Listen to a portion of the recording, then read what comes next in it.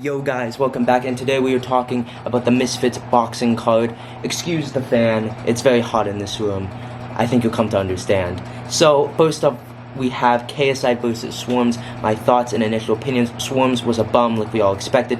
KSI came out. What I liked about him was I liked that he would feint, go to the body, and then that's how he got the final shot. What I didn't like was the fact that he would continue to go for the headshots. And yes, Swarms was running away, but at the same time, I feel like KSI had the most success when he actually, broke the guy down as opposed to just going for those headshots. We saw that with Sensei, we saw that with Logan Paul. That is his Achilles heel, so I do hope that he improves upon that. The way he KO'd Swarms, if he can box like that the entire time, he could have gotten Swarms and Pinata out of there very easily.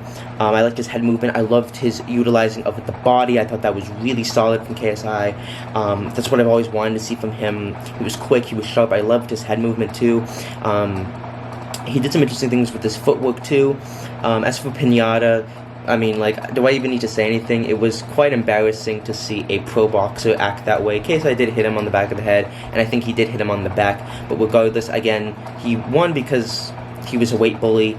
Pinata was able to survive all 3 rounds, but KSI was pretty much dominating the entire fight.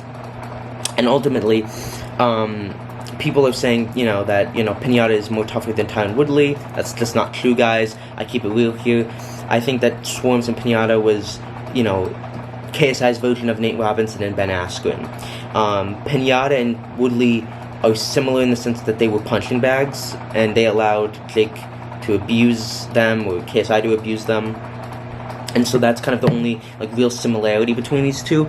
But, I feel like this is the thing that I say. You have to look at the way that you looked at Jake after he beat Ben and Nate is the same way you should be looking at KSI after he beat Swarms and Pinata, because they were essentially the same version. And it took Jake 2 rounds to knock out Nate, because and took out KSI 2 rounds to knock out Swarms, and people are criticizing that. These are unorthodox fighters that swing and are hard to figure out because they're not traditionally boxing. And I think that KSI, was trying to move someone that was literally running around the ring. And if anything, Nate was easier to beat because he was running towards Jake, making it easier to land those counters on the temple. Whereas with Swarms, KSI was having to chase him down, and whenever he would land combinations, Swarms would run away, he would trip and fall, so he was not about it at all. Pinata was, why he survived was because he was a pro boxer. And while pro boxer doesn't mean a lot, he was able to go like this and, go around the ring and land the jabs and, be a little bit competent. If Pinata had never boxed before, it would have been like Swarms. So Pinata was, I guess, if Swarms had months of training, I guess. But Pinata and Swarms were definitely YouTube level competition. And again, the whole purpose of this event was to wash off the cobwebs. These were easy fights that KSI was meant to win. So they were not meant to be super impressive. This was KSI's Woodley, KSI's Ben and Nate. KSI's next fight will be his Tyron Woodley fight. That will get everyone oh, okay, we're in. And then Jake saying, oh, Nate Robinson would beat KSI. I mean, I don't even need to explain it, because that's just so idiotic and stupid, just saying that statement. This fight's not meant to make you change your mind and think, oh, KSI's gonna beat Jake. You could almost say KSI didn't even fight, because these fights were not meant to do anything but to just get KSI used to fighting in front of 20,000 people, doing the rounds, and performing. That's what this was. And why I don't criticize KSI for picking these opponents is because, unlike Jake Paul, he doesn't hype them up and say, oh, they're champions. Jake Paul says Ben Askren and Nate Robinson are good fighters, and he hypes up his opponents so much, whereas KSI's straight up, no, I'm gonna beat these guys, these are bums, these are warm-up fights. He doesn't manipulate his audience. And yes, he said he wanted to fight Tommy Fury, but that was the only unrealistic name that he called out, and he did say, I'm moving in the streets like Wilder. But Jake Paul, after he beat Nate Robinson, said, I'm the next Ali, I can fight Canelo, I can fight pro boxers. And then Dylan Moran, who was a pro boxer, said, I'll fight you.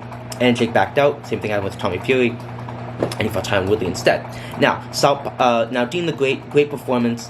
Dean and Salt Poppy, their opponents were bums, but Salt Poppy and Dean the Great are superstars. They made a statement last night They were incredible. I want to see Sal Poppy fight. I think Sal Poppy is ready for a big league fight. I don't know who he would fight. I'm going to do another video on like my future predictions on who I want to see fight. And then the heavyweight fight was not really worth talking about. King Kenny versus Faye Sensei. Faye Sensei should have won that fight. King Kenny, I don't want to see ever fight again. He's too conservative. He doesn't let his punches go, and he deserved to lose that fight. I'm going to keep it real. DEJI versus FOUSEY. DEJI got the win. I was so hyped. I don't even need to say anymore. He looked technically amazing. DEJI has all the ingredients to be one of the best YouTube boxers. He just didn't have the mentality. And I think bringing on Leon helped him get that mentality. And I'm so proud of him. And I cannot believe he won. I mean, I'm overcome with joy. And when KSI said, no, this isn't my moment, it's our moment, it's enough to make a grown man cry. And DEJI did a number on FOUSEY. I was so impressed. And I think DEJI has a very healthy career in boxing. And then Slim versus Face Tempo. Disappointing. But Slim definitely proved that he has knockout power, and it was probably one of the best knockouts of the night. And then we got KSI versus Pinata. Personally, my favorite fight was DEJI versus FOUSEY for obvious reasons. And again, this was kind of like Avengers Infinity War, if you think about it like that. And the next thing will be Endgame. This was setting up things. It was getting people interested, getting people's feet wet again. You know, it wasn't meant to be like, these are the big fights. You know, like Sal Poppy, Dean LeGray, DEJI, they're going to probably face better opponents. Same thing with KSI. And, yeah, that's pretty much my thoughts on the event. I thought it was amazing. I thought it was great.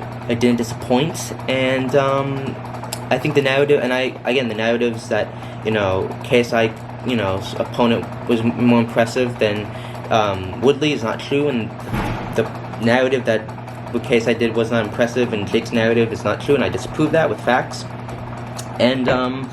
And yeah, and you know what, KSI and Jake, and this is controversial, they faced the same level of competition.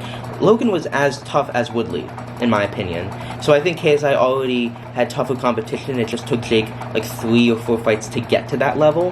And yeah, he's calling out Tommy Fury, and he's calling all these boxers Andrew Tate.